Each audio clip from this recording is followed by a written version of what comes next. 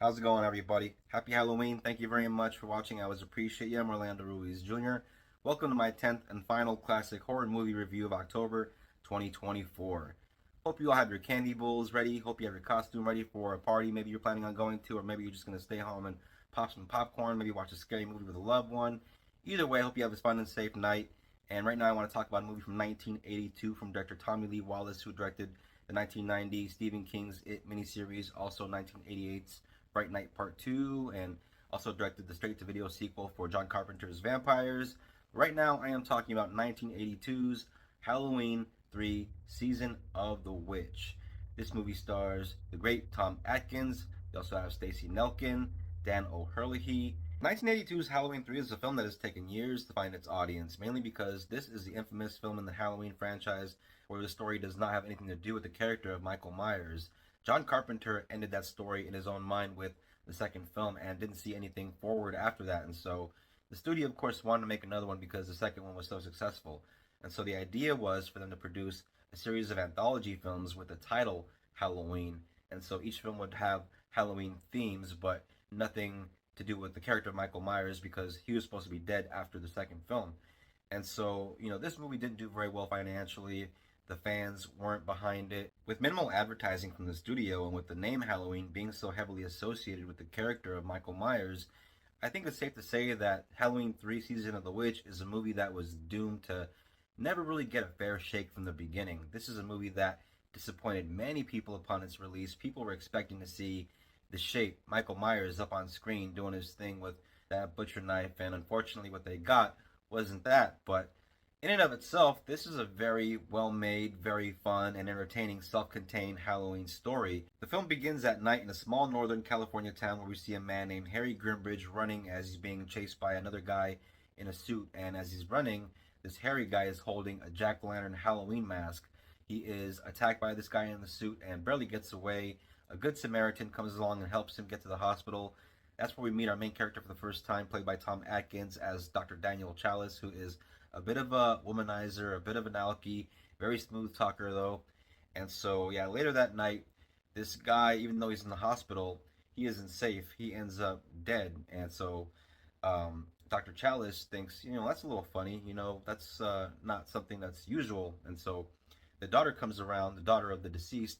Her name is Ellie, I believe. Ellie is grieving for her father. Dr. Chalice feels bad for her, but he's also awful suspicious about the whole circumstances surrounding his death since they are pretty mysterious. But he's also kind of interested in her since he's not the most moral guy. He has a wife and two kids at home, and even though, he's married, and even though this girl just lost her father, he kind of just takes this opportunity to try and help her out because you can tell he kind of wants to help her out, but he also wants to, do more than that. As Dr. Chalice and Ellie investigate the death of her father, the clues take them to the California town of Santa Mira, which just happens to be the same fictional town used in 1955's Invasion of the Body Snatchers. So that's a nice little nod to that classic film right there. And yeah, they get to Santa Mira. They stay in this little hotel.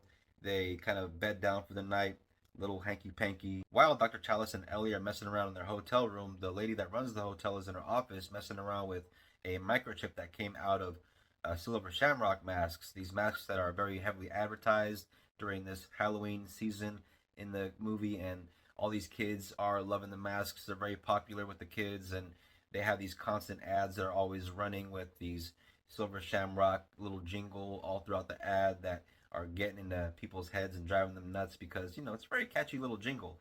And yeah, this lady is messing around with this microchip that fell out of one of the masks and misfire. For those of you that have not seen this but do plan on watching it, I don't want to spoil it for you because it's always best to watch this kind of as cold as possible. But regarding that hotel manager lady, yeah, major misfire. So yeah, look out for that. And then not long after that, we have the company owner of Silver Shamrock show up with a bunch of guys in suits. The character of Connell Cochran, played by Daniel Hurley, is that mysterious old business guy in a suit where you don't want to trust anything he says because he isn't saying anything honest. He's that guy that's like, move it along, nothing here to see. Don't worry, she'll get the best of care. She's being taken to the best facility for treatment. That's what they say about the hotel manager lady, like she's going to be okay, even though she's not going to be okay. So obviously this Cochran guy is trying to cover something up when he has his men take this lady's body away, and him and his men disappear from the scene and leave Dr. Chalice and Ellie there, which makes them all the more suspicious about what's really going on. And so they decide they're going to look into it even further, and Dr. Chalice ends up at the actual Silver Shamrock factory where he looks into the manufacturing of the masks. At this point in the film, this deep in the story, with no Michael Myers as the main villain, you come to realize that the paranoia that our main character, Dr. Chalice, is experiencing throughout the film, that very paranoia is basically the villain. Because if you want to narrow it down, yeah, you can consider Cochran the main villain of the story, but there are other things in there. You got these guys in the suits that have this mystery aspect to them that I don't want to reveal for those that haven't seen this. Aside from Connell Cochran and the guys in suits that are going around killing people, the main antagonist of this film is really the masks. The masks in this movie are the star, our bad guy, the Silver Shamrock masks, which come in all kinds of different forms. You got a witch one, you got a skull one, you got like a pumpkin, jack-o'-lantern one. Some very cool looking masks too, but what they do is pretty damn sinister. And when you think about it involving kids, yeah, it's pretty damn crazy how this movie does not shy away from showing certain things when it comes to harming children. Though there is no Michael Myers in this movie is not without its share of gore. There are some very nice moments in there for people that want their carnage candy.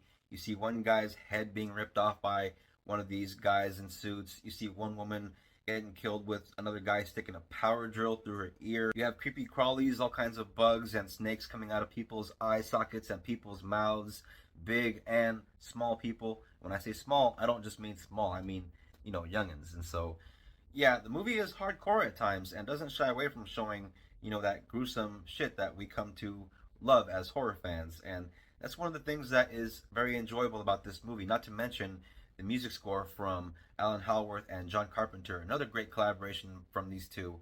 And not to mention the cinematography in this movie, beautiful cinematography from Dean Cundy, who also worked on the previous two films and went on to work on Jurassic Park and so many other classics. At one point in the movie, when there's a TV in the background and the Silver Shamrock commercial comes on, you can see all these masks popping up and kind of flashing on the screen.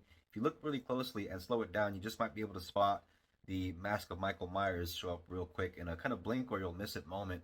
Fun little Easter egg, I think, for fans. Also, I'd just like to add that stuntman Dick Warlock, who played Michael Myers in Halloween 2 from 1981, appears in this film as well as one of the mysterious men in suits. No lines really throughout the movie, just real quiet and looks mean.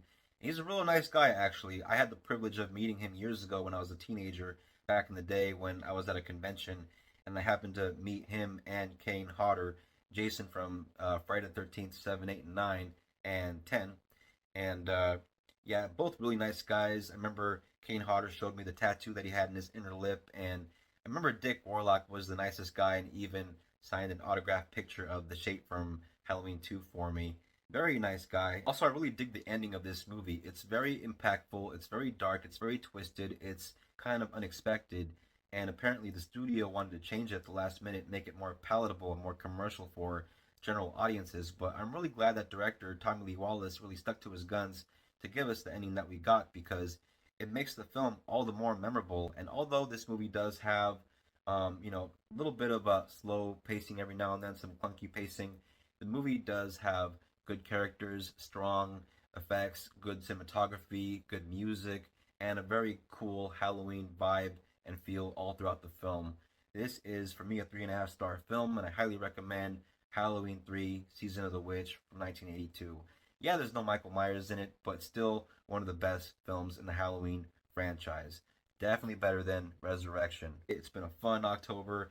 I'm very happy that we're finally here at the big night of Halloween. I know I'm going to take my kids out trick-or-treating and come back home and pop in a scary movie at the end of the night, which is the tradition at my house.